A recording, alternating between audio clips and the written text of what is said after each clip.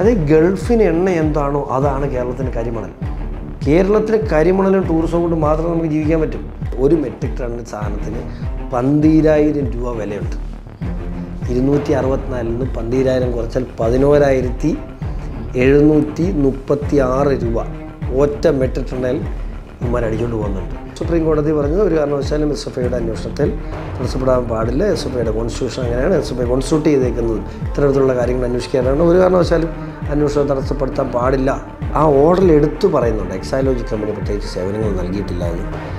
It's related to a prominent person related to the company. Prominent person related to Exalogic company Pinarayi Vijayan അല്ലാതെ വേറ്റാരുമില്ല. അവർക്ക് വേണ്ടത് അവരാവശ്യപ്പെടുന്ന ഡോക്യുമെൻറ്റ്സാണ്. അത് മുഴുവൻ ഫർണിഷ് ചെയ്തിരിക്കണമെന്ന് പറഞ്ഞിട്ടുണ്ട്. ഇല്ല, പിന്നെ അറസ്റ്റ്.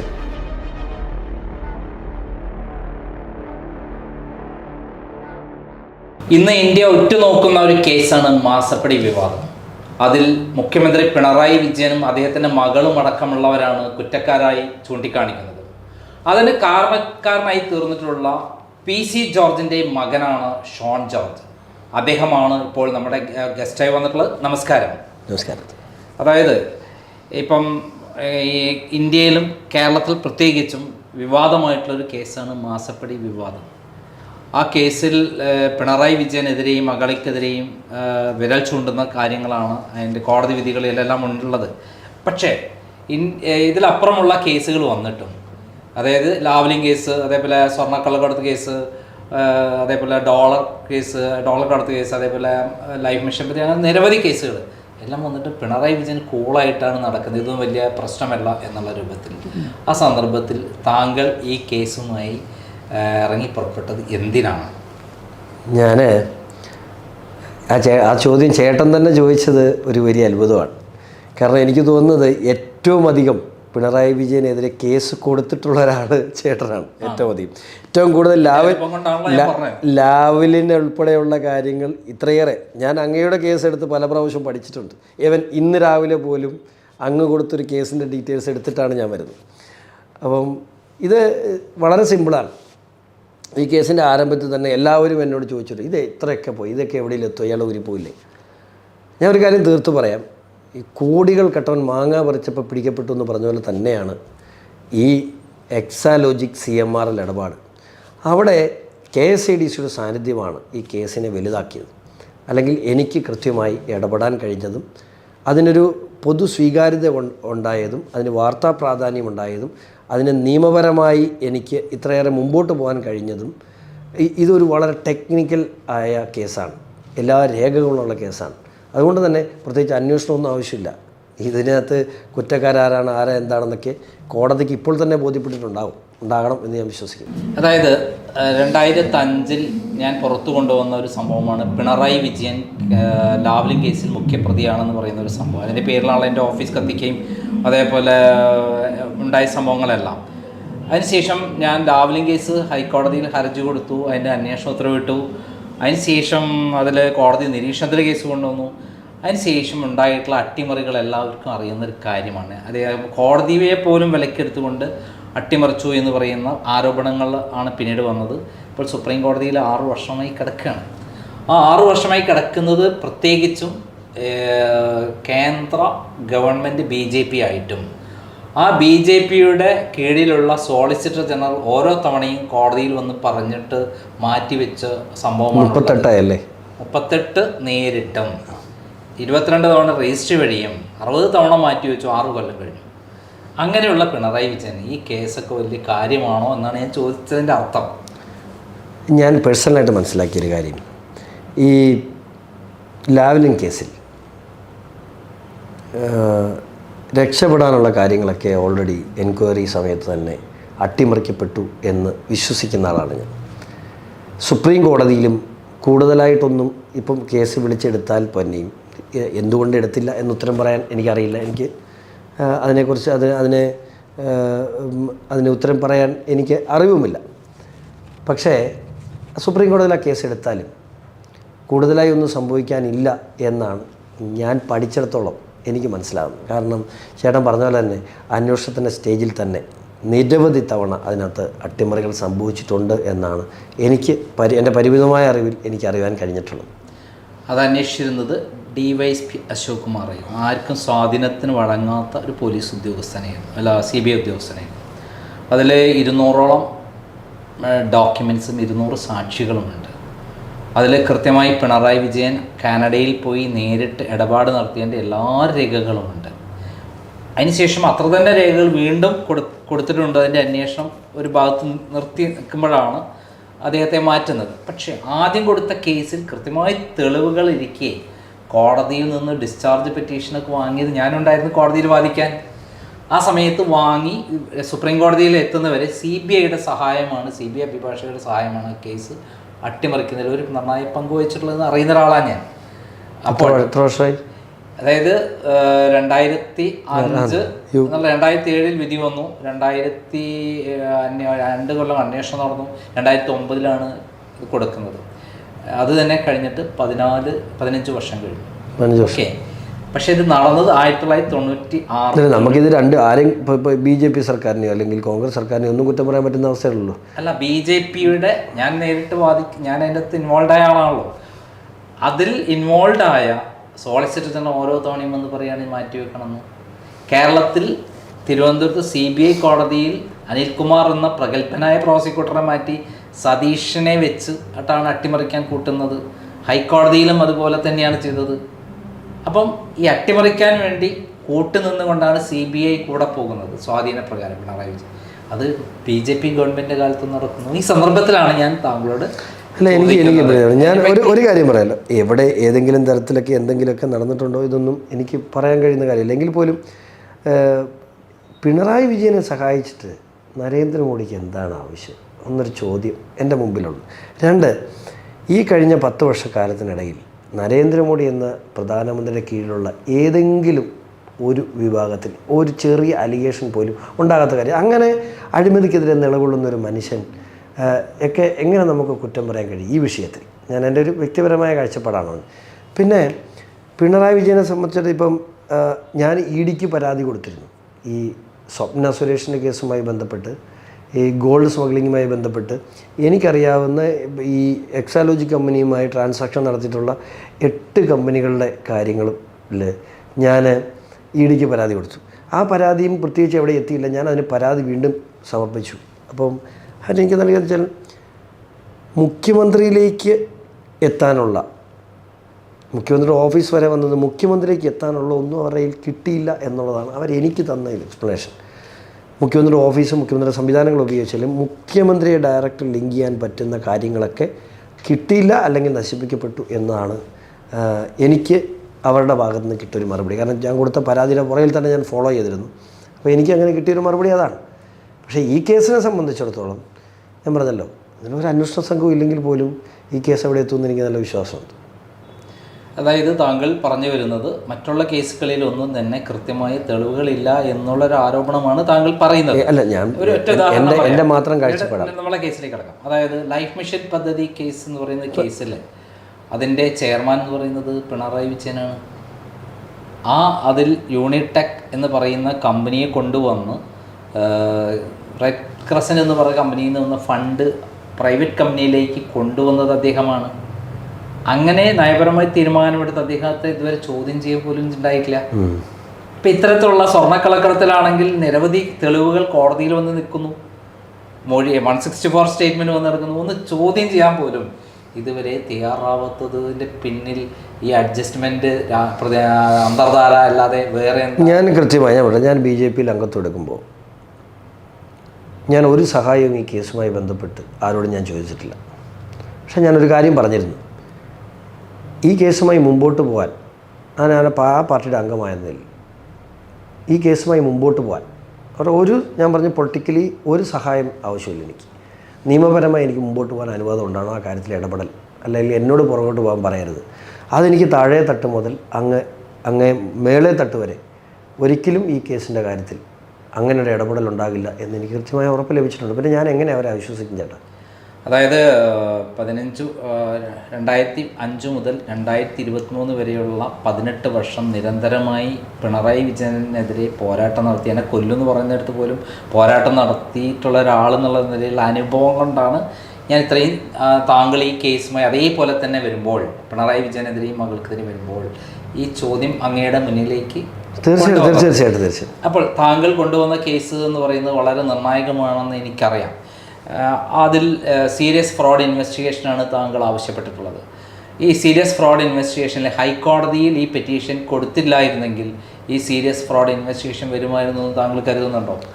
അതിന് കൃത്യമായിട്ട് എനിക്ക് ഒന്നാം ഘട്ടം ഞാൻ 9-ാം മാസം ഞാൻ പരാതി നൽകുന്നു. 10-ാം മാസം എനിക്ക് റിപ്ലൈ തന്നു. കാരണം റീജിയണൽ ഹെഡ് കമ്പനീസിൻ്റെ റീജിയണൽ ഹെഡിനോട് റിപ്പോർട്ട് ആവശ്യപ്പെട്ടിട്ടുണ്ട് എന്ന് പറഞ്ഞാൽ 10-ാം മാസം കഴിഞ്ഞ്. 11-ാം മാസം എനിക്ക് കമ്മ്യൂണിക്കേഷൻ ഒന്നുമില്ല. 12-ാം മാസം ആണ് ഞാൻ ബഹുമാനപ്പെട്ട കേരള ഹൈക്കോടതി റിട്ട് സമർപ്പിച്ചതിന് ശേഷം ഇതിൻ്റെ സ്പീഡ് കൂടി എന്നുള്ള കാര്യത്തിൽ എനിക്കൊരു സംശയമില്ല. 100% ഞാനത് അംഗീകരിക്കുന്നു. കാരണം ഈ വിഷയത്തെ സംബന്ധിച്ച് ഒരു റിട്ടേൺ പെറ്റീഷൻ ഇന്ന് വരെയും അന്വേഷിക്കേണ്ട ഏജൻസിക്ക് ചെന്നില്ലായിരുന്നു. ആ പെറ്റീഷൻ ചെന്ന എൻ്റെയാണ്. അതിനുശേഷം ഹൈക്കോടതിയിൽ വന്നപ്പോഴാണ് ഇതിന് സ്പീഡ് ഉണ്ടായെന്നുള്ള കാര്യത്തിൽ എനിക്ക് യാതൊരു സംശയമില്ല. 100% ഞാൻ അംഗീകരിക്കുന്നു. ഹൈക്കോടതിയിൽ ആദ്യം പെറ്റീഷൻ പരിഗണിച്ചപ്പോൾ ആദ്യം സീരിയസ് ഫ്രോഡ് ഇൻവെസ്റ്റിഗേഷൻ കേന്ദ്ര ഗവൺമെൻറ്റിൻ്റെ മറുപടി തരണം എന്ന് പറഞ്ഞിട്ട് കോടതി ഇടപെടുകയുണ്ടായി. അതിൻ്റെ അടിസ്ഥാനത്തിൽ കൂടിയല്ലേ, അതായത് താങ്കളുടെ പെറ്റീഷൻ്റെ സീരിയസ് ആയ ഇടപെടൽ ഗൗരവമാണെന്ന് കണ്ടിട്ട് കൂടിയല്ലേ? തീർച്ചയായിട്ടും. അതായത് ഞാൻ ഈ ഡിസംബർ 13 എൻ്റെ പെറ്റീഷൻ വന്നതിന് ശേഷം കാര്യങ്ങൾ വളരെ സ്പീഡായിരുന്നു. കാരണം ഇമ്മീഡിയറ്റ് ആയിട്ട് തന്നെ എൻ്റെ പെറ്റീഷൻ അനുസരിച്ചുള്ള എക്സ്പ്ലനേഷൻ അവരോട് ചോദിച്ചു. കൊച്ചി ROCയും ബാംഗ്ലൂർ ROCയും എക്സ്പ്ലനേഷൻ ചോദിച്ചു. അതിൻ്റെ കോപ്പി അവരെനിക്ക് സെർവ് ചെയ്തു. അതിനുശേഷം അവരുടെ എക്സ്പ്ലനേഷൻ വന്നപ്പോൾ അതെനിക്ക് സെർവ് ചെയ്തു.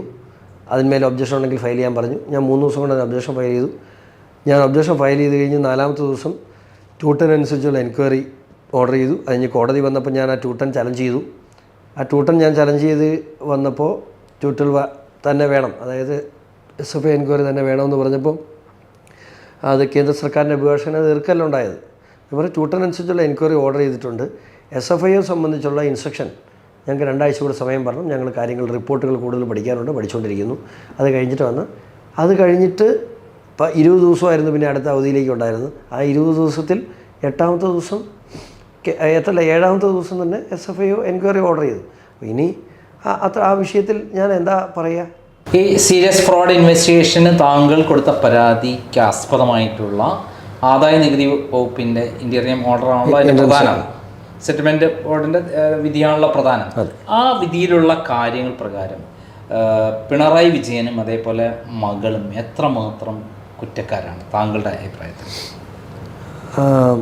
ആ വിധിയുടെ 2 പാർട്ടുണ്ട്. ഒന്ന്, ആ വിധിയുടെ ഓർഡറിൽ PCIT principal commissioner of income tax Kochi അവരുടെ റിപ്പോർട്ടാണ് ആദ്യം പ്രതിപാദിക്കുന്നത്. അതിൻ്റെ ഓർഡറിലേക്ക് വരുമ്പോൾ ആ ഓർഡറിൽ എടുത്തു പറയുന്നുണ്ട് എക്സൈലോജി കമ്പനി പ്രത്യേകിച്ച് സേവനങ്ങൾ നൽകിയിട്ടില്ല എന്ന്. It's related to a prominent person related to the company. Prominent person related to Exalogic company Pinarayi Vijayan അല്ലാതെ വേറ്റാരുമില്ല. അപ്പോൾ ഈ 1.72 മാത്രമല്ല, 1.7 അതിനകത്തൊരു ടിപ്പ് മാത്രമാണ്. അല്ലാതെ തന്നെ പുറത്തോട്ടൊന്നും കാര്യമില്ല. എന്തെങ്കിലും പർപ്പസിന് വേണ്ടി വൈറ്റ് മണി ആവശ്യം വന്നപ്പോൾ കൊടുത്തതാണ്. ബാക്കിയെല്ലാം ബ്ലാക്ക് മണിയാണ് കൊടുത്തിട്ടുള്ളത്. മാത്രമല്ല ഈ ഫണ്ടുകൾ കൊണ്ട് പാർക്ക് ചെയ്തിട്ടുള്ളതൊന്നും ഇന്ത്യയിലാണെന്ന് ഞാൻ വിശ്വസിക്കുന്നില്ല. എല്ലാം വിദേശത്താണ്. അപ്പോൾ വലിയ രീതിയിലുള്ള ഓപ്പറേഷൻസ്, വിദേശ ഓപ്പറേഷൻസ് അവർക്കുണ്ട് എന്നുള്ള കാര്യത്തിൽ എനിക്ക് സംശയമൊന്നുമില്ല. അപ്പം ഞാൻ പറഞ്ഞ പോലെ എവിടെയോ വൈറ്റ് മണി ആവശ്യം വന്നപ്പോൾ നടത്തിയ ഒരു ട്രാൻസാക്ഷൻ മാത്രമാണ് ഈ 1.72. 3 വർഷം കൊണ്ട് 2016 മുതൽ 19 വരെ. 19 മുതൽ 23 ഡിസംബർ മാസം 18-ാം തീയതി വരെ സുലഭമായി ഈ ട്രെഡ്ജിങ് തുടരുകയാണ്. അപ്പോൾ അവിടെ നടത്തിക്കുന്ന ഇടപാടുകൾ അന്വേഷിച്ചിട്ടില്ല. ഞാൻ ആവശ്യപ്പെട്ടേക്കുന്നത് 2019 അവസാനിക്കാനല്ല, ഇപ്പോൾ നടന്നുകൊണ്ടിരിക്കുന്ന ഈ കരിമണൽ കൊള്ളയെ സംബന്ധിച്ച് സമഗ്രമായ അന്വേഷണമാണ് ഞാൻ ആവശ്യപ്പെട്ടിട്ടുള്ളത്. അതിനുശേഷം മേടിച്ചിട്ടുള്ളതാണ്. ഇപ്പോൾ അതിനകത്ത് തന്നെ എത്ര പേരുണ്ട്? ഞാൻ പിണറായി വിജയൻ കൊണ്ട് മാത്രം നിർത്തിയല്ലോ. അതിനകത്ത് OC ഉണ്ട്, PKK ഉണ്ട്, IK ഉണ്ട്, RC ഉണ്ട്.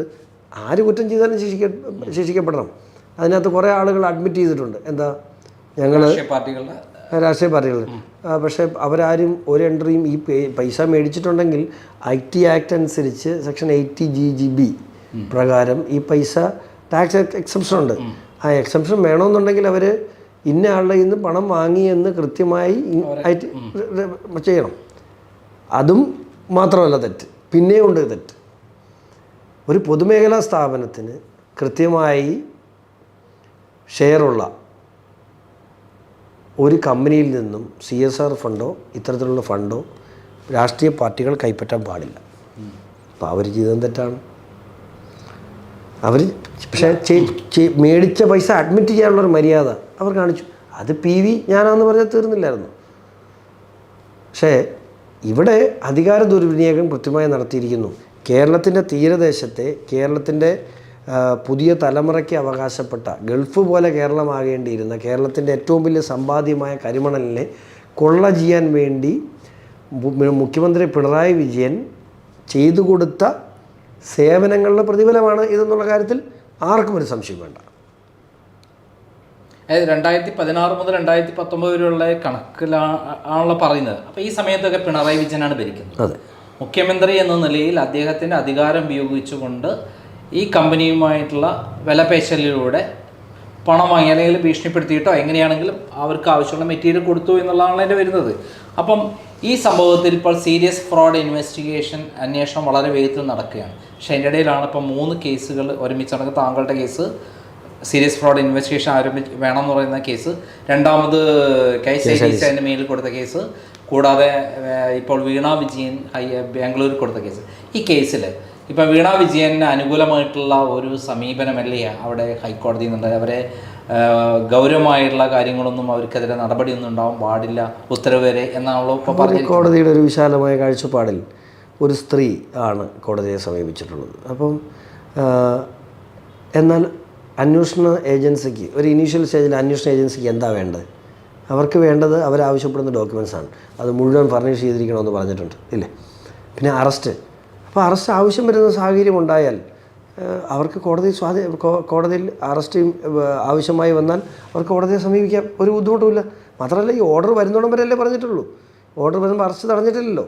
അപ്പം ഏതൊക്കെ സ്റ്റേജിൽ എന്തൊക്കെയാണ്, അല്ലെങ്കിൽ കോടതി ഇപ്പം കോടതിയുടെ ഒരു ഒബ്സർവേഷൻ സ്വാഭാവികമായിട്ട് എനിക്കെതിരെയുള്ള രാഷ്ട്രീയ പ്രസ്ഥാനമാണ് എനിക്കെതിരെ അന്വേഷണം നടത്തുന്നതെങ്കിൽ സ്വാഭാവികമായി എനിക്ക് കോടതിയെ സമീപിച്ച് അതിനകത്ത് പൊളിറ്റിക്സ് ഉണ്ടെന്ന് പറയാം, അല്ലെങ്കിൽ രാഷ്ട്രീയപരമായ ഇതാണെന്ന് പറയാം. അപ്പോൾ അവിടെ കോടതിയുടെ നിരീക്ഷണം ഉണ്ടാകട്ടെന്നേ. അപ്പോൾ പിന്നെ ഇത് രാഷ്ട്രീയ ആരോപണമെന്ന് പറയാമല്ലോ, ഇത് രാഷ്ട്രീയമാണെന്ന് പറയാം. എനിക്ക് സത്യം പറഞ്ഞാൽ എനിക്ക് ബാംഗ്ലൂർ ഹൈക്കോടതിയുടെ നിരീക്ഷണം ഉണ്ടാകട്ടെ എന്ന് ഞാൻ പറയുന്നത്. അപ്പം കോടതിയെ ബോധ്യപ്പെടുത്തി ചെയ്യുമ്പോൾ ഇത് BJP ചെയ്തതെന്നോ ഷോൺ ജോർജ് BJP ചേർന്നുകൊണ്ട് ചെയ്തതെന്നോ പറയാമല്ലോ. അങ്ങനെ പോട്ടെ. എനിക്ക് BJP ചേർന്നതുകൊണ്ട് വന്നു എന്നുള്ള ആരോപണം എന്തായാലും വരുന്നില്ല. അതിന് മുമ്പായിട്ടുള്ള ഈ കേസ് താങ്കളുടെ അല്ലല്ല ഈ സഹാക്കന്മാരെ സംബന്ധിച്ചിടത്തോളം അവർ ഉറപ്പായിട്ടും പറയാൻ അവർക്ക് എടുക്കാൻ പറ്റുന്ന ഒരേ ഒരു ഡിഫൻസ് ഇതാണ്. അവരത് പറയട്ടെ. അപ്പം ഞാൻ പറഞ്ഞത് ഇതേ രീതി പോവുകയാണെങ്കിൽ നല്ലതല്ലേ? കൃത്യമായി ഓരോ തെളിവുകളും കൃത്യമായ അന്വേഷണ ഏജൻസി കോടതിയെ സമർപ്പിച്ച് കോടതിയുടെ അപ്രൂവലോടുകൂടി അറസ്റ്റ് വേണമെങ്കിൽ അറസ്റ്റ്, അല്ലെങ്കിൽ മറ്റേ എന്ത് നടപടി സ്വീകരിച്ചാലും നല്ലതല്ലേ? അതായത് നേരത്തെ ഇതുപോലുള്ള ഒരു കേസ് എന്ന് പറയുന്നത് ഇത്തരത്തിലുള്ള കമ്പനികളുടെ അന്വേഷണം നടക്കുന്ന സീരിയസ് ഫ്രോഡ് അന്വേഷണം നടക്കുന്ന 100 കോടിയിൽ മേതെയുള്ള കേസുകളാണ് അവർ അന്വേഷിക്കുന്നത് എന്നുള്ളതാണ് പുറത്തു വന്ന വിവരം. സഹാറ കേസിലൊക്കെ അവർ അന്വേഷിച്ചു, അവരെ പിടിച്ച അതോടെ കഴിഞ്ഞു. അത് അവർ പറയുന്നൊരു വലിയ വിവരക്കേടാണ്. സെക്ഷൻ 447 അനുസരിച്ച് സീരിയസ് ഫ്രോഡ് ഹാപ്പൻസ് 10 ലക്ഷം രൂപയിൽ കൂടുതൽ ഉള്ള ഏത് ഫ്രോഡും സീരിയസ് ഫ്രോഡാണ്. സോ ഇത് 172 അപ്പോൾ തന്നെ ആ സെക്ഷനിൽ വന്ന് 447 വരുമ്പം ഓട്ടോമാറ്റിക്കലി 212 അനുസരിച്ചുള്ള എൻക്വയറി നടത്താൻ പറ്റുള്ളൂ. അത് എന്തുകൊണ്ടാണ് അവരങ്ങനെ പറഞ്ഞാൽ അറിയത്തില്ല. ഇത്രയും പ്രമാദമായ കേസുകൾ മാത്രമെന്നല്ല, ഇത് ആക്റ്റിൽ എന്ത് എഴുതി വെച്ചേക്കുന്നത് അതനുസരിച്ച് ചെയ്യാൻ പറ്റുള്ളൂ. കമ്പനീസ് ആക്ട് 2013 അനുസരിച്ച് 10 ലക്ഷം രൂപയ്ക്ക് മുകളിലുള്ള ഒരു കേസ് സീരിയസ് ഫ്രോഡാണ്. ഈ പറയുന്ന കർണാടക ഹൈക്കോടതി ഇപ്പോൾ ഒരു വിധി വരാൻ വെച്ചിരിക്കുന്നത്, വിധി വരുന്നവരെ തുടരരുതെന്നാണ് പറഞ്ഞിരിക്കുന്നത്. അവിടെ ഹൈക്കോടതി പറയുകയാണ് ഈ കേസിൽ അന്വേഷണത്തിന് ആവശ്യമില്ല, സീരിയസ് ഫ്രോഡ് അന്വേഷണം ആവശ്യമില്ല വിധി വന്നാൽ എന്താണ് അതോടെ സ്റ്റേ ഇപ്പം ആവശ്യം വന്നിട്ടില്ല. അല്ല, അന്വേഷണത്തിന് സ്റ്റേ ഇല്ല, അന്വേഷണം തുടരാം, ഡോക്യുമെന്റ്സ് കൊടുക്കണം, അന്വേഷണം തുടരാം. അപ്പം 2 സംസ്ഥാനങ്ങളിലെ കോടതികളുടെ വിധികൾ തമ്മിലുള്ള ഒരു അന്തരമാണ്. സ്വാഭാവികമായിട്ടും SFI സുപ്രീം കോടതി പോവും, ഞാനും സുപ്രീം കോടതി പോവും. ഇപ്പം SFI ആണ് അതിനകത്ത് പോകേണ്ടത്. പക്ഷേ എനിക്ക് സുപ്രീം കോടതിയെ സമീപിക്കാം. കാരണം ഒരേ ഇഷ്യൂവിൽ ഒരേ കേസിൽ 2 സ്റ്റേറ്റിലെ ഹൈക്കോടതികൾ 2 സമാനമായ അഭിപ്രായം പറഞ്ഞാൽ അതിനകത്ത് തീരുമാനം എടുക്കാൻ പിന്നെ പറ്റുന്നത് സുപ്രീം കോടതി. ഇത് തമ്മിൽ 2 സുപ്രീം കോടതി ഒരേ ഡിസിഷനിലേക്ക് എത്തിയാൽ മാത്രമേ ഈ കേസ് ഇവിടെ നിൽക്കുകയുള്ളൂ. അല്ലെങ്കിൽ ഓട്ടോമാറ്റിക്കലി സുപ്രീം കോടതി പോയേ പറ്റുള്ളൂ. കാരണം അങ്ങനെയാണ് നിയമം. സുപ്രീം കോടതി നേരത്തെ ഇത്തരം കേസുകളെ കുറിച്ച് ചില വിധികളുണ്ടായാലും അതെന്താണ് ആക്ച്വലി? നമ്മുടെ സഹാറ കേസിൽ 212 219 അനുസരിച്ചുള്ള എൻക്വയറി ഡൽഹി ഹൈക്കോടതി സ്റ്റേ ചെയ്തിരുന്നു. അതിനെതിരെയാണ് സുപ്രീം കോടതി പറഞ്ഞത് ഒരു കാരണവശാലും SFIയുടെ അന്വേഷണത്തിൽ തടസ്സപ്പെടാൻ പാടില്ല. SFIയുടെ കോൺസ്റ്റിറ്റ്യൂഷൻ അങ്ങനെയാണ്, SFI കോൺസ്റ്റിറ്റ്യൂട്ട് ചെയ്തേക്കുന്നത് ഇത്തരത്തിലുള്ള കാര്യങ്ങൾ അന്വേഷിക്കാനാണ്. ഒരു കാരണവശാലും അന്വേഷണം തടസ്സപ്പെടുത്താൻ പാടില്ല എന്ന് മാത്രമല്ല 219 അതിനകത്ത് കൃത്യമായി പ്രതിപാദിച്ചിട്ടുണ്ട്. ഈ എൻക്വയറിയുടെ ഡീറ്റെയിൽസ് കൃത്യമായിട്ട് കമ്പനീസ് ആക്ട് 219 അനുസരിച്ച് അതിനകത്ത് പ്രതിപാദിക്കുന്നുണ്ട്. 219 ശരിവെച്ചുകൊണ്ടാണ് സുപ്രീം കോടതി ഓർഡർ നിലനിൽക്കുന്നത്. അതായത് താങ്കൾ പറഞ്ഞു ഈ പറയുന്ന അന്വേഷണം മുന്നോട്ട് നീങ്ങുമ്പോൾ ഞാൻ പറയുന്നില്ല നമ്മൾക്ക് ഭീകരമായ കുറേ ഞെട്ടിക്കുന്ന സംഭവങ്ങൾ പുറത്തു വരും. എന്താണ് താങ്കൾ ഉദ്ദേശിക്കുന്നത്? മുമ്പോട്ട് പോകുമ്പോൾ ഞാൻ പറഞ്ഞല്ല ചേട്ടാ, ഇത് ആളുകൾക്ക് ഉൾക്കൊള്ളാൻ കഴിയുന്ന കഥകളല്ല. സിനിമ കഥയെ വെല്ലുന്ന കുറേ ഗിമ്മിക്സുകളാണ് നടക്കുന്നത്. ഞാൻ പറയുമ്പോൾ എനിക്ക് വട്ടാന്ന് ചിലപ്പം പറയും ആളുകൾ. കാരണം ഇത് കേൾക്കുമ്പോൾ എനിക്ക് തന്നെ വിശ്വാസം വന്നില്ല. ഇങ്ങനെയൊക്കെ ചെയ്യുമോ, ഇങ്ങനെയൊക്കെ നടക്കുമോ, ഇതൊരു ലിങ്ക് ഇതൊരു വലിയ കൊള്ള സങ്കേതം പോലെയാണ് എനിക്ക് പലപ്പോഴും ഫീൽ ചെയ്തിട്ടുള്ളത്. അപ്പോൾ ഒരു കാര്യം മാത്രം പറയാമല്ലോ, കഴിഞ്ഞ ദിവസം ചേട്ടൻ്റെ കേസുമായി ബന്ധപ്പെട്ട് Kamala international exporting company Singapore, അത് കഴിഞ്ഞ ദിവസം നിയമസഭയിൽ ഭയങ്കര വാചാലമായി മുഖ്യമന്ത്രി പറഞ്ഞു. പണ്ട് പറഞ്ഞിരുന്നൊരു കമല എക്സ്പോർട്ടിംഗ് ആയിരുന്നു, അതിനുശേഷം എൻ്റെ വീട് പറഞ്ഞു, അതിനുശേഷം പിന്നെ എൻ്റെ മകളായി, ഇപ്പോൾ അങ്ങനെ എൻ്റെ കൈകൾ പരിശുദ്ധമാണ്. ആ പറഞ്ഞത് തെറ്റാണെന്ന് ഞാൻ 3 ദിവസത്തിനുള്ളിൽ തെളിയിച്ചു തരാം. എനിക്ക് 1-2 കാര്യങ്ങൾ കൂടെ ചെയ്ത് തീർക്കാനുണ്ട്. അതുകൊണ്ടാണ് ഞാൻ പറഞ്ഞത്. അതും ഹൈക്കോടതിയുടെ പരിഗണനയിൽ ഡോക്യുമെൻ്റായി എത്തും. ഞാൻ പറഞ്ഞത് ആ പറഞ്ഞത് പോലും തെറ്റാണ്. അല്ല, അതിലേക്കുള്ള കാര്യങ്ങളിൽ ഒന്ന്, അദ്ദേഹം ഈ അന്വേഷണം ഞാൻ പരാതി കൊടുത്തതിന് ശേഷം കമല ഇൻ്റർനാഷണൽ എക്സ്പോർട്ടിംഗ് കമ്പനി അവിടെ നിന്ന് പൂട്ടിയിട്ട് സ്ഥലം വിട്ടു. അത് സിംഗപ്പൂരിലുണ്ടായിരുന്നു. എന്തിനാണ് പിണറായി വിജയൻ നിരന്തരമായി കുടുംബസമേതം സിംഗപ്പൂരിലേക്ക് പോയത്? അവിടെ പാർട്ടി പരിപാടി ഉണ്ടായിരുന്നു. ഒരു പ്രാവശ്യം പോയി എന്ന് പറഞ്ഞാൽ മനസ്സിലാവും. നിരന്തരമായിട്ട് ചൈനയുടെ അടുത്ത് കിടക്കുന്നുണ്ട്, ചിലപ്പോൾ നിരന്തരമായിട്ട് യാത്ര ചെയ്തു. ചൈനയുടെ അടുത്ത് കിടക്കുന്നുണ്ട്, ചിലപ്പോൾ പാർട്ടി പ്രവർത്തനത്തിൽ പോയാണോ കുടുംബസമേതം? എയർ ഇന്ത്യ അവർക്ക് പ്രത്യേക പാരിതോഷികം പ്രഖ്യാപിച്ചു ആ സമയത്ത് യാത്രയ്ക്ക്. അത്രയ്ക്കും അദ്ദേഹം യാത്ര ചെയ്തു ആ സമയത്ത്, പാർട്ടി സെക്രട്ടറി ആയിരിക്കുന്ന സമയത്ത്. അപ്പം അതിൽ തന്നെ ദുരൂഹത എന്ന് പറഞ്ഞാൽ മനസ്സിലായി. ഇപ്പോൾ ഞാൻ കൊടുത്ത എൻഫോഴ്സ്മെന്റ് അന്വേഷണം വന്നപ്പം, ലാവ്ലിൻ കേസിൽ വന്നപ്പം ഏറ്റവും പ്രധാനമായിട്ട് അവർ എന്നോട് ചൂണ്ടിക്കാണിച്ച കാര്യം, ഈ കമല ഇൻ്റർനാഷണൽ എക്സ്പോർട്ടിംഗ് കമ്പനിയിൽ അതാണല്ലോ ഞാൻ പറയുന്നത്, 75 കോടി രൂപ പസഫിക് കൺട്രോൾസ് എന്ന് പറയുന്ന സ്ഥാപനത്തിലേക്ക് ട്രാൻസ്ഫർ ചെയ്തു എന്നാണ്. ഈ പസഫിക് കൺട്രോൾസ് ആരാ അറിയോ? ഇല്ല. ദിലീപ് രാഹുലൻ എന്ന് പറയുന്ന പിണറായിക്ക് 2 കോടി റുപ്യ കണ്ണൂർ 1996 മെയ് മാസത്തിൽ കൊടുത്ത് പിണറായി വിജയനെ SNC ലാവ്ലിൻ കരാറിലേക്ക് കൊണ്ടുവന്ന ഇടനിലക്കാരനാണ് ദിലീപ് രാഹുലൻ. അദ്ദേഹമാണ് പിണറായിനെ ഇവിടേക്ക് കൊണ്ടുപോകുന്നത്, ഇവിടെ കാനഡയിൽ കൊണ്ടുപോകുന്നതും ഈ ഇടപാടിൽ ബാക്കി കൊണ്ടുവരുന്നതെല്ലാം. അപ്പം ആ പണം പസഫിക് കൺട്രോൾസിൽ നിന്ന് എത്തിച്ചെങ്കിലും പസഫിക് കൺട്രോൾസ് പൂട്ടി അയാൾ വേറെ കേസിൽപ്പെട്ട് മുങ്ങി. ഇതാണ് അതിൻ്റെ അവസ്ഥ. അത് ആണ് എൻഫോഴ്സ്മെൻറ്റ് അന്വേഷിക്കുന്നത് എൻ്റെ കേസിൽ. എൻ്റെ മൊഴിയൊക്കെ എടുത്താണ്.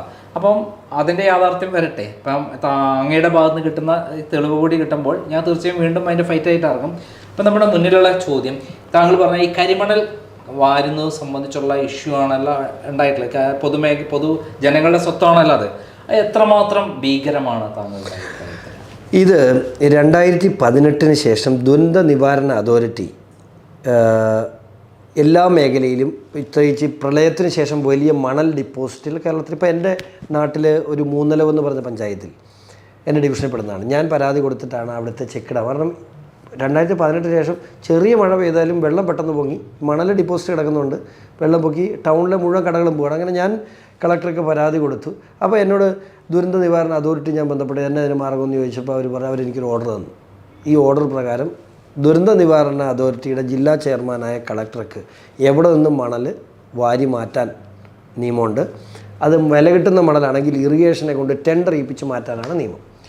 സെയിം മോഡസ് ഓപ്പറൻഡിയാണ് ഇവിടെ ചെയ്തിട്ടില്ല. ആലപ്പുഴയിൽ നിന്നും ആലപ്പുഴ കളക്ടറെയും കൊണ്ട് മെയ് മാസം മുതൽ അവർക്കൊരു പ്രത്യേക ഓർഡർ ഇറങ്ങിയിട്ടുണ്ട്. മെയ് മാസം മുതൽ ഡിസംബർ മാസം വരെ തോട്ടപ്പള്ളി സ്പിൽവേ തുറന്ന് കിടക്കണം. എന്ന് ദുരന്ത നിവാരണ അതോറിറ്റി ഒരു ഓർഡർ ജില്ലാ കളക്ടർ കൊടുത്തു. ആ കളക്ടർ കൊടുത്ത ഓർഡറിൻ്റെ മറവിലാണ് ഇതിങ്ങനെ വാരിക്കൊണ്ടിരിക്കുന്നത്. ശരിക്കും ആ ഒരൊറ്റ ഓർഡറേ ഉള്ളൂ. അപ്പം ഇറിഗേഷൻ വകുപ്പിനകത്ത് ഗുരുതരമായ കുറ്റം ചെയ്തിട്ടുണ്ട്. ഞാൻ അങ്ങോട്ടൊന്നും കിടന്നിട്ടില്ല, കാരണം എല്ലാം കൂടെ പറഞ്ഞാൽ ഇത് ഒരിടത്ത് എത്തില്ല. അതുകൊണ്ടാണ് നമ്മൾ ഇതിങ്ങനെ പോട്ടെ എന്ന് വിചാരിച്ച്. ഇറിഗേഷൻ എന്താ ചെയ്തിട്ടുള്ളത്? ഇറിഗേഷൻ വകുപ്പ് ഒരിക്കലും ഇതിൻ്റെ ക്വാണ്ടിറ്റി സ്പെസിഫൈ ചെയ്ത് എവിടെയും രേഖപ്പെടുത്തിയിട്ടില്ല. എത്ര റോഡ് മണ്ണ് അവിടെ നിന്ന് പോയെന്ന് ഇപ്പോഴും ഇറിഗേഷൻ വകുപ്പിന് അറിയത്തില്ല. ഇപ്പോൾ ഈ തോട്ടപ്പള്ളിയെ സംബന്ധിച്ചറിയാമല്ലോ, തോട്ടപ്പള്ളിയിൽ ഒരു ദിവസം മണൽ വാരിക്കൊണ്ട പിറ്റേ ദിവസം കടൽ വീണ്ടും മണൽ കൊണ്ട് ഇടുകയാണ്. അത് വാരി മാറ്റുമ്പോഴത്തേനും വീണ്ടും കടലിൽ നിന്ന് വീണ്ടും മണൽ വരികയാണ്. അത് ഇതിങ്ങനെ പ്രോസസ്സ് തുടർന്നുകൊണ്ടിരിക്കുകയാണ്. എനിക്ക് തോന്നുന്നത് ഇറിഗേഷൻ വകുപ്പിന് 274 രൂപയാണ് ഏറ്റവും കൂടിയ തുക ഒരു മെട്രിക് ടൺ മണലിന്. ഇറിഗേഷൻ വകുപ്പിന് എടുത്തുകൊണ്ട് പോകുന്നവർ, ലേലം ചെയ്തവർ എടുത്തുകൊണ്ട് പോകുന്നവർ കൊടുക്കുന്നത് 264 രൂപയാണ്. ആ 264 രൂപ മണ്ണിൻ്റെയും മണലിൻ്റെയും വിലയാണ്, ഇലുമിനേറ്റിൻ്റെ വിലയല്ല. 48% വരെ ഇലുമിനേറ്റ് അതിനകത്തുണ്ടെന്നാണ് പറയുന്നത്. അങ്ങനെയാണെങ്കിൽ ഒരു മെട്രിക് ടൺ സാധനത്തിന് 12,000 രൂപ വിലയുണ്ട്. 264 നിന്ന് 12,000 കുറച്ചാൽ 11,736 രൂപ ഒറ്റ മെട്രിക് ടണ്ണിൽ ഇവന്മാർ അടിച്ചുകൊണ്ട് പോകുന്നുണ്ട്. അപ്പം 52 ലക്ഷം മെട്രിക് ടൺ, കാൽക്കുലേറ്റർ തികയില്ല. 52 ലക്ഷം ഇൻറ്റു 11,764 എന്നൊന്ന് അടിച്ചാൽ ശരിക്കും പറഞ്ഞ് ഒരു ആവറേജ് എമൗണ്ടാണ് പറഞ്ഞത്. അതായത് 12,000 രൂപ ആണ് ഇതിൻ്റെ ഇൻ്റർനാഷണൽ മാർക്കറ്റിൽ വാല്യൂ. അപ്പോൾ ആ സാധനവും 264 രൂപ കൊടുത്തിട്ടല്ലേ എടുത്തുകൊണ്ട് വന്നേ. ഇതിന് ഇപ്പം ഞാൻ പറയും, ഈ കേന്ദ്ര ഗവൺമെൻറ്റിനെതിരെ തെണ്ടാൻ നടക്കേണ്ട കാര്യമൊന്നുമില്ല. ഇത് പ്രോപ്പറായിട്ട് മൈൻഡ് ചെയ്ത് എത്ര കോടി രൂപ നമുക്ക് അതിനകത്ത് ഏണിങ് വരും, എന്തേലും ഡെവലപ്മെൻറ്റ് കേരളത്തിൽ നടക്കും. ഞാനൊരു ഒറ്റ കാര്യം ചോദിച്ചോട്ടെ. ഈ തോട്ടപ്പള്ളിയിൽ നിന്നും അതുപോലെ സമീപ പഞ്ചായത്തുണ്ടല്ലോ നമ്മുടെ ആറാട്ടുപുഴ, ഇവിടെ നിന്നൊക്കെ വാരുന്ന ഈ കരിമണലിനകത്ത് എത്ര മിനറൽസ് ഉണ്ടെന്നറിയോ? 12 മിനറൽസ് ഉണ്ട്. നമ്മൾ അതിനകത്ത് യൂസ് ചെയ്യുന്നത് നേരത്തെ ഏതൊക്കെയോ കമ്പനികളൊക്കെ ഉണ്ടായിരുന്നു, അത് കുറേ കമ്പനികൾ പൂട്ടിപ്പോയി. കേരളത്തിൽ ഇപ്പോൾ നമ്മളതിന് യൂസ് ചെയ്യുന്നത് 3 മിനറൽസ് മാത്രമാണ്, എലിമിനേറ്റ് ഉൾപ്പെടെ 3 എണ്ണമാണ്. ബാക്കി 9 മിനറൽസ് കടലിൽ വീണ്ടും കളയുകയാണ്, തിരിച്ച് മണലായിട്ട് തിരിച്ച് ഡിപ്പോസിറ്റ് ചെയ്യാൻ. അപ്പോൾ കേരളത്തിലെ വ്യവസായ മേഖലയെക്കുറിച്ച് ചിന്തിക്കുന്ന വലിയ പ്രഗത്ഭരൊക്കെ ഭരിച്ച നാടല്ലേ. ആദ്യം ചെയ്യേണ്ടത് എന്താ? ഈ സാധനം കൃത്യമായി പ്രോസസ്സ് ചെയ്യാനുള്ള പൊതുമേഖലയിൽ തന്നെ സ്ഥാപനങ്ങൾ തുടങ്ങിയ എത്ര പേർക്ക് ജോലി കിട്ടും? ഇത് ഫ്രീ ഓഫ് കോസ്റ്റ് നമുക്ക് കിട്ടുന്ന ഒരു സാധനം മാത്രമല്ലല്ലോ, കോടാനുകോടി രൂപ കേരളത്തിന്റെ വരുമാനമായി വരികയല്ലേ, കടം കംപ്ലീറ്റ് എഴുതള്ളാവുന്ന രൂപത്തിലുള്ള സംഭവം. അത്ര അതായത് ഗൾഫിന് എണ്ണ എന്താണോ അതാണ് കേരളത്തിൻ്റെ കരിമണൽ. കേരളത്തിലെ കരിമണലും ടൂറിസം കൊണ്ട് മാത്രം നമുക്ക് ജീവിക്കാൻ പറ്റും. അത്രയും പൊട്ടൻഷ്യലുണ്ട്. അതായത് 2018 വരെ നഷ്ടത്തിലായിരുന്നു CMR. 2016 സ്റ്റേറ്റ്മെൻറ്റിൽ 77 കോടി രൂപ നഷ്ടമാണ്. ജപ്പാനിൽ നിന്നാണ് ലിമിനേറ്റ് ഇറക്കുമതി ചെയ്തിരുന്നത്. 2019 മുതൽ ജപ്പാനിൽ നിന്ന് ഇറക്കുമതിയില്ല. ഇന്നത്തെ പത്രത്തിലുണ്ട്, ഇന്ന് മനോരമ പത്രത്തിലെ മെയിൻ ന്യൂസ് അതാണ്. 2021-22 CMR ഹ്യൂജ് പ്രോഫിറ്റിലാണ്. അപ്പം നമ്മുടെ ഇത് ഒരു പിണറായി വിജയനോ വീണോ അല്ല, അതിനപ്പുറത്തേക്ക് നമ്മുടെ നാടിനെ ചൂഷണം ചെയ്യുന്നൊരു വലിയ വിപത്തിനെ അവസാനിപ്പിക്കുക. ഇത് പ്രോപ്പർ മൈനിങ്ങിലേക്ക് പോകണം കേന്ദ്ര സർക്കാർ. അതൊക്കെ കൃത്യമായി ഞാൻ ബോധ്യപ്പെടുത്തിക്കോളാം. എനിക്കിവിടെ അതിനുള്ള വോയിസൊക്കെ എനിക്കിവിടെ ഉണ്ട്. ഇത് പ്രോപ്പർ മൈനിങ്ങിലേക്ക് പോകണം. പ്രോപ്പർ മൈനിങ്ങിലേക്ക് പോയാൽ വലിയൊരു സമ്പത്ത് കേരളത്തെ തേടി. താങ്കൾ പറഞ്ഞു വരുന്നത് അവിടെ മൈനിങ് നടക്കണം, അത് കേരളത്തിന്റെ സ്വത്തായിട്ട് മാറണം. അല്ലാതെ ഇത് കമ്മീഷൻ അടിച്ചു മാറ്റി പേഴ്സണലായിട്ട് അവർ വിജയനും അല്ലെങ്കിൽ മകളും അല്ലെങ്കിൽ ഈ ചില കമ്പനികളും മാത്രം കച്ചവടം ചെയ്യുന്ന ഒരു സാധനമായി മാറരുത് എന്നുള്ളതാണ് താങ്കൾ കൃത്യമായി സ്പെസിഫൈ ചെയ്ത് പറയുന്നത്.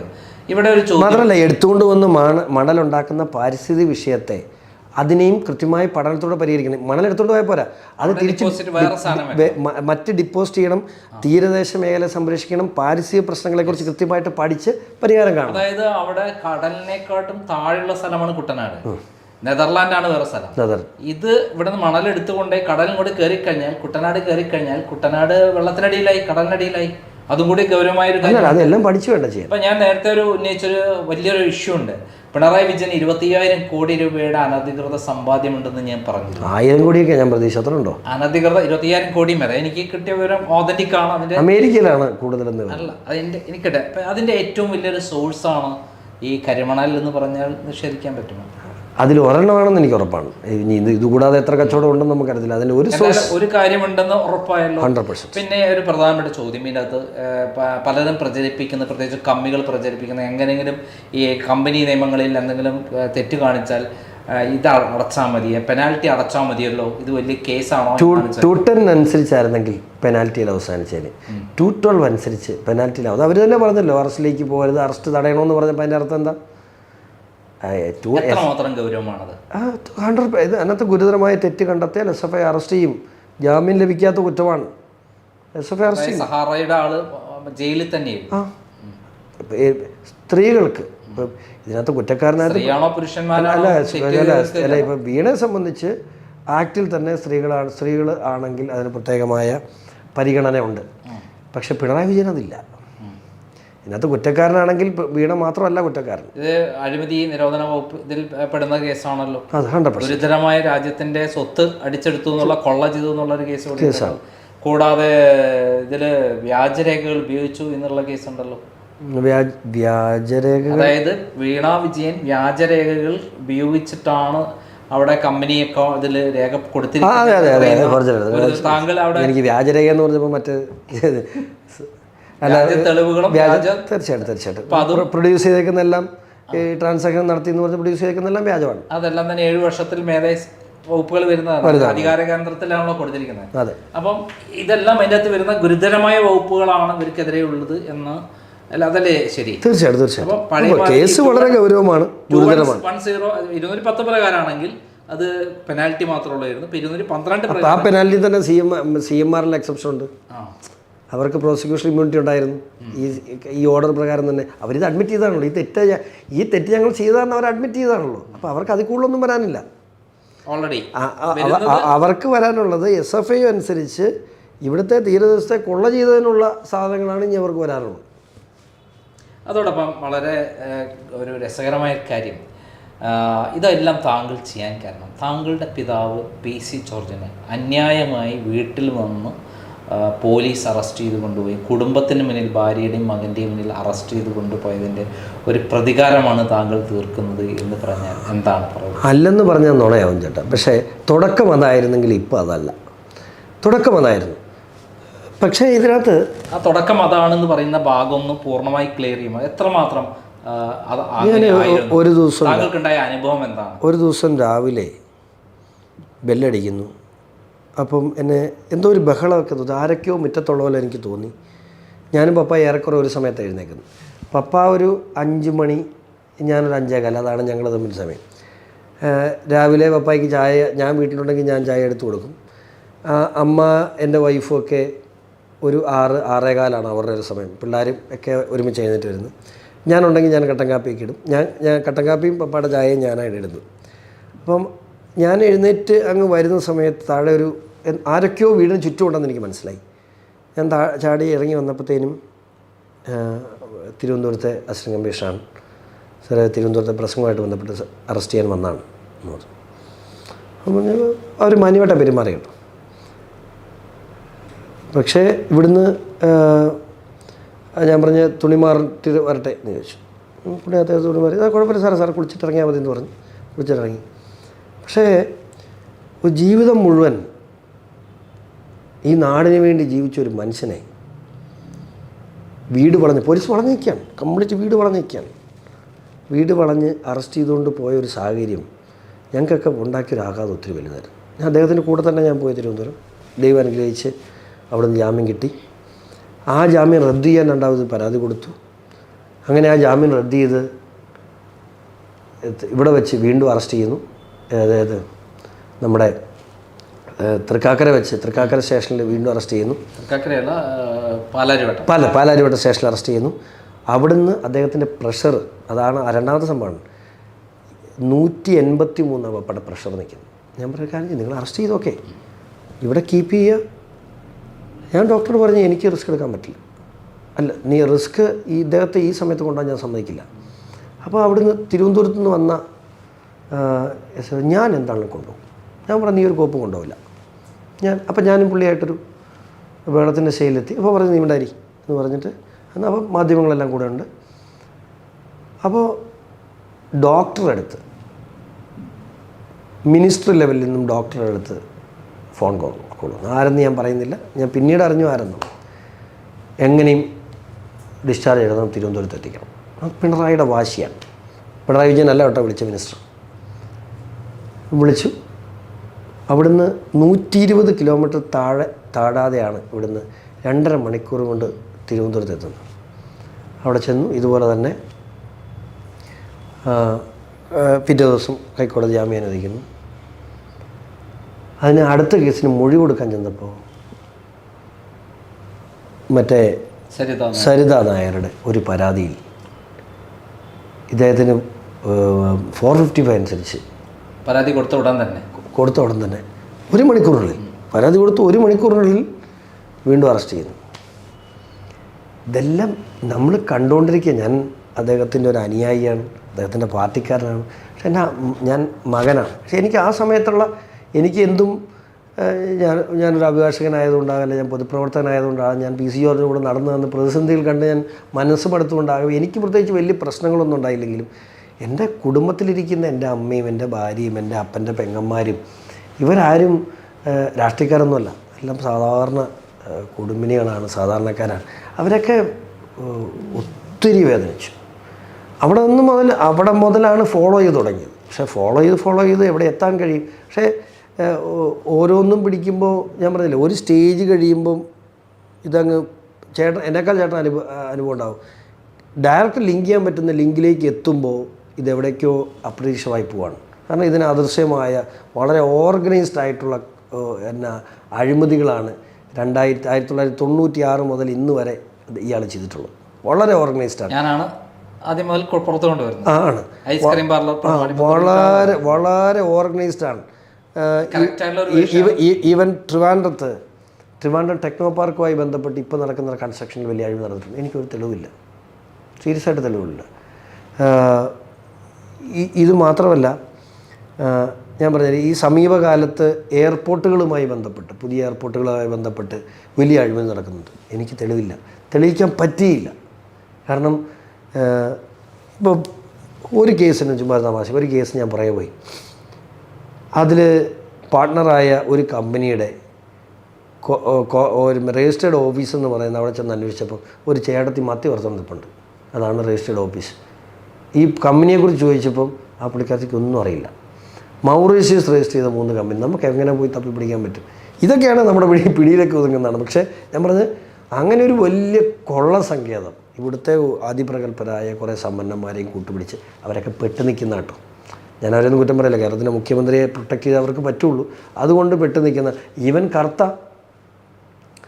അയാൾക്ക് ഈ കൈക്കൂലി എടുക്കാൻ സന്തോഷം ഉണ്ടായിട്ടാണല്ലോ? അല്ലല്ലോ, അയാൾ നിർബന്ധിതനായിട്ട് ചെയ്യണം. കേരളത്തിലൊരു വ്യവസായി എന്ന നിലയിൽ എനിക്ക് കർത്തയോട് സഹതാപമുണ്ട്. കാരണം അയാൾ CPM മാരൊന്നും അല്ലെന്ന് എനിക്ക് തോന്നുന്നില്ല. അയാളുടെ ബിസിനസ് മുമ്പോട്ട് പോകണമെങ്കിൽ പിണറായിയെ പോറ്റിയേ പറ്റുള്ളൂ. അതുകൊണ്ട് അതെ, പോലീസല്ല, അവിടെ പിണറായി വിചാരിച്ച ഒരു ദിവസം പോലും ഇയാളുടെ കമ്പനി വർക്ക് ചെയ്യില്ല. ഒരു ദിവസം പിണറായി വിചാരിച്ചാൽ ഇയാളുടെ കമ്പനി വർക്ക് ചെയ്യില്ല. ഇയാളുമായിട്ട് ഉടക്കിക്കൊണ്ട് ഒരിക്കലും എനിക്കറിയില്ല. മുഖ്യമന്ത്രി പിണറായി വിജയൻ എവിടെയൊക്കെ തട്ടിപ്പും വെട്ടിപ്പും നടത്താൻ പറ്റുമോ അവിടെയൊക്കെ ഭീഷണിപ്പെടുത്തിയും അല്ലാതെയും പണം ഉണ്ടാക്കുന്നു അഴിമതിയിലൂടെ എന്നുള്ളതാണ് നമ്മൾ പറഞ്ഞു വന്നത്. എന്തിനാ ഇപ്പൊ ഇത്രയും പണം? അതെനിക്ക് മനസ്സിലാകും. നമുക്കൊക്കെ ജീവിക്കണം എന്നുണ്ടെങ്കിൽ പരിമിതമായ അദ്ദേഹത്തിന്റെ ആർത്തിയില്ലാന്നും അതേപോലെ തന്നെ കൈ ശുദ്ധമാണെന്നല്ലേ. അല്ല, ഞാൻ ചോദിച്ചത് ഒരു മനുഷ്യന് ജീവിക്കാൻ, ഒരു സാധാരണക്കാരന് ജീവിക്കാൻ എത്ര സ്വത്ത് വേണം? ചേട്ടൻ ഒരു 10 കോടി രൂപ എടുത്തു തന്നു. ചേട്ടൻ ശരിയാ, നമ്മുടെ സ്വത്ത്, സുഹൃത്തുക്കൾ, ബന്ധുക്കൾ, വീട് വെച്ചു, മക്കളെ വെച്ചു, അല്ലെങ്കിൽ മുമ്പോട്ട് ജീവിക്കാനുള്ള വരുമാനം ഒരു 50 കോടി രൂപ ആക്കി. ഇനി പോട്ടെ, ചേട്ടൻ ഒരു 100 കോടി രൂപ തരികയാണ്. ചേട്ടൻ ഒന്നും ചെയ്യാനില്ല ചേട്ടാ, പൈസ ഉണ്ട്. കാരണം അതെടുത്ത് ബാങ്കിലിട്ട് 8 കോടി രൂപ നമുക്ക് പലിശ കിട്ടും. നമുക്ക് എന്ത് ചെയ്യാൻ പറ്റും? ഈ മനുഷ്യനെന്തിന് ഈ പൈസയോട് ഇത്ര ഹക്രാണെന്നൊന്നും എനിക്ക് മനസ്സിലാകാതെ. ഒരു മനുഷ്യൻ്റെ ജീവിതത്തിൽ ഇത്ര നാളുകളല്ലേ ഉള്ളൂ. നമ്മളെ ചോദ്യത്തിൽ കിടക്കാം. അതായത് ആ ഒരു ഭാഗം കഴിഞ്ഞു. അതായത് താങ്കൾ പ്രതികാരം എന്ന് പറയുന്നത് താങ്കൾ മകൻ എന്നുള്ള നിലയിൽ അനുഭവത്തിന്റെ ഭാഗമായിട്ടാണ് കൃത്യമായി അദ്ദേഹത്തിനെ ഫോളോ ചെയ്ത് തിരിച്ച് കേസ് കൊടുക്കുകയും കൃത്യമായി അതിന് പ്രതികാരം ചെയ്യാനുള്ള അവസരം എത്തിക്കുകയും ചെയ്തത്. ഒരു മകൻ എന്നുള്ള കടമ അച്ഛനോട് ചെയ്തു. അതിന് രണ്ടാമത്തെ ഘടകമാണ് ഇനി പറയുന്നത്. രണ്ടാമത്തെ ഘടകം, ഇതൊക്കെ അറിഞ്ഞിട്ട് ഞാൻ മിണ്ടാതിരുന്നാൽ എനിക്ക് ഈ സമൂഹത്തിൽ ഒരു പൊതുപ്രവർത്തകനായി നിലകൊള്ളാൻ അവകാശമില്ല എന്നുള്ള എൻ്റെ ബോധം തന്നെയാണ്. ഇതൊക്കെ അറിഞ്ഞിട്ട് ഇതിനെല്ലാം ശരിവെച്ചുകൊണ്ട് ഞാൻ ഈ സമൂഹത്തിൽ പൊതുപ്രവർത്തകനായി എനിക്ക് അവശേഷിക്കാൻ, ഞാൻ ജില്ലാ പഞ്ചായത്ത് മെമ്പറാണ്, ഞാനൊരു രാഷ്ട്രീയ പാർട്ടിയുടെ ഭാഗമാണ്, പൊതുപ്രവർത്തന രംഗത്തേക്ക് രാഷ്ട്രീയ പ്രവർത്തന രംഗത്തേക്ക് ആളാണ്. ഇതൊക്കെ അറിഞ്ഞിട്ട് ഞാൻ എങ്ങനെ ഇത് എനിക്ക് അറിയുകയും വേണ്ട തെളിവുകൾ കിട്ടുകയും ചെയ്തിട്ട് ഞാൻ മിണ്ടാതിരുന്നാൽ എനിക്ക് ഈ സമൂഹത്തിൽ തല ഉയർത്തിപ്പിടിച്ച് നിൽക്കാൻ കഴിയില്ല. അതുതന്നെയാണ് എൻ്റെ രണ്ടാമത്തെ ഫാൻ. അതായത് താങ്കൾ ഈ സന്ദർഭത്തിലാണ് BJPയിൽ ചേരുന്നത്. താങ്കളും ഫാദറും കൂടെ BJPയിൽ ചേരും. എന്നും ക്രിസ്ത്യൻ മേഖലയിൽ പ്രവർത്തിക്കുന്ന ഒരു കേരള കോൺഗ്രസിൻ്റെ ഭാഗമായിരുന്നു, അല്ലെ കേരള കോൺഗ്രസിൻ്റെ കുടുംബത്തിൽ ജനിച്ചു വളർന്നിട്ടുള്ള ഇപ്പോൾ ഒരു സുപ്രഭാതത്തിൽ പ്രത്യേക സാഹചര്യത്തിൽ BJP ചേരുന്നു. പ്രത്യേകിച്ചും ഈ BJP ആണ് കഴിഞ്ഞ പിണറായി വിജയൻ ഭരണത്തിൽ വന്ന ശേഷം എല്ലാ കളത്തരങ്ങൾക്കും കൂട്ടുനിന്നുകൊണ്ട് സഹായിക്കുന്ന ആരോപണമുള്ള സന്ദർഭത്തിലാണ് താങ്കൾ പിണറായി വിജയനെതിരെ ഫൈറ്റ് ചെയ്യാൻ ഇറങ്ങിയിട്ട് BJPയിലെത്തിയത്. ചേട്ടൻ പറഞ്ഞ ഒരു ചീത്തപ്പേര് ഞാനിപ്പോൾ ഉള്ള എൻ്റെ പാർട്ടിക്കുണ്ടെങ്കിൽ അത് ഈ കേസ് കൊണ്ട് മാറും എന്ന് മാത്രമേ എനിക്ക് പറയാൻ കഴിയുള്ളൂ. രണ്ടാമത്തെ കാര്യം, ഞാൻ ഉൾപ്പെടുന്ന ഒരു സമൂഹം, ഞാൻ ഉൾപ്പെടുന്ന ക്രിസ്ത്യൻ സമൂഹം മാത്രമല്ല, ഞാൻ ഉൾപ്പെടുന്ന സമയം കൃത്യമായിട്ട് പറഞ്ഞാൽ മധ്യ കേരളത്തിലെ കേരള കോൺഗ്രസ് എന്ന് പറയുന്നത് അല്ല, ഞാൻ ഉൾപ്പെടുന്ന സമൂഹം എന്ന് ചേട്ടൻ പറയുന്നത് കൃത്യമായിട്ട് പറഞ്ഞാൽ മധ്യ കേരളത്തിലെ കർഷക സമൂഹം BJPയോട് അടുത്ത് നിൽക്കുന്നൊരു സമൂഹമല്ലായിരുന്നു. പക്ഷേ ഞങ്ങൾ ഈ ഒരു തീരുമാനമെടുത്തതിന് ശേഷം ചേട്ടൻ കോട്ടയത്തോ പാലായിലോ കാഞ്ഞിരപ്പള്ളിയിലോ തൊടുപുഴയിലോ ഇടുക്കിയിലോ മൂവാറ്റുപുഴയിലോ കട്ടപ്പനയിലോ പത്തനംതിട്ടയിലോ ഒക്കെ വന്ന് ഞങ്ങളുടെ തീരുമാനം ശരിയായിരുന്നോ, ജനപക്ഷം എടുത്ത തീരുമാനം തെറ്റായിരുന്നെന്ന് 10 പേരോട് ചോദിച്ചാൽ ഒരാൾ പോലും തെറ്റാന്ന് പറയില്ല. കാരണം കാലം മാറി. ഇനി ഇപ്പോൾ ഒരു ലോക്സഭാ തെരഞ്ഞെടുപ്പ് നടക്കുന്നുണ്ട്. ഭൂരിപക്ഷം സീറ്റുകളും BJP ജയിക്കും എന്നെനിക്ക് പറയാൻ പറ്റുമോ? ഇല്ല, നമുക്ക് പറയാൻ പറ്റില്ല. ഓൾ ഇന്ത്യ തലത്തിലല്ല, കേരളത്തിലെ 20 സീറ്റിൽ ആ 20 സീറ്റിനെ സംബന്ധിച്ച് ഞാൻ പറയട്ടെ, ഇവിടുന്ന് ജയിച്ചു പോകുന്ന BJP ഇതര MPമാർക്ക് എന്തു ചെയ്യാൻ കഴിയും നാടിന് വേണ്ടി? അവിടെ ഭരണം നരേന്ദ്രമോദിയുടെ കയ്യിൽ ഇനിയും എത്രയോ വർഷങ്ങൾ ഭരണമിരിക്കും. 4 ലക്ഷം കോടി രൂപ പ്രാക്ടിക്കൽ സെൻസിൽ ഒന്ന് ചിന്തിച്ചാൽ 4 ലക്ഷം കോടി രൂപ കടത്തെ നിൽക്കുന്ന ഈ സംസ്ഥാനത്തിൽ ഇവിടുന്ന് കുട്ടികൾ പലായനം ചെയ്യുന്നു. ഈ നാട്ടിൽ ആൾ നിൽക്കുന്നില്ല, കാർഷിക ഉൽപ്പന്നങ്ങൾക്ക് വിലയില്ല, ഇത്രയേറെ കടക്കടയിൽ നിൽക്കുന്നു, പെൻഷൻ കൊടുക്കാൻ കാശില്ല. ഈ സംസ്ഥാനത്തിന് 20 MPമാരെ LDFിൻ്റെയും UDFിൻ്റെയും ജയിപ്പിച്ചു വിട്ടിട്ട് കാര്യമുണ്ടോ? ഒരാളെ ജയിപ്പിക്കുക. കേരളം എന്താണെന്ന് ഞാൻ കാണിച്ചു തരാം. ഒരാളെ ഈ വരുന്ന ലോക്സഭാ തെരഞ്ഞെടുപ്പിൽ NDAയുടെ സ്ഥാനാർത്ഥിയായി മത്സരിക്കുന്നതിൽ ഒരാൾ ജയിച്ചാൽ, അതിൽ കൂടുതൽ ഒത്തിരി വലുതാണ് എൻ്റെ പ്രതീക്ഷ, പക്ഷേ ഞാൻ ഉറപ്പിച്ചു പറയുന്നു, ഒരാൾ ജയിച്ചാൽ വികസനം എന്താണെന്ന് കേരളം ഞെട്ടും. അതെൻ്റെ പ്രതീക്ഷ.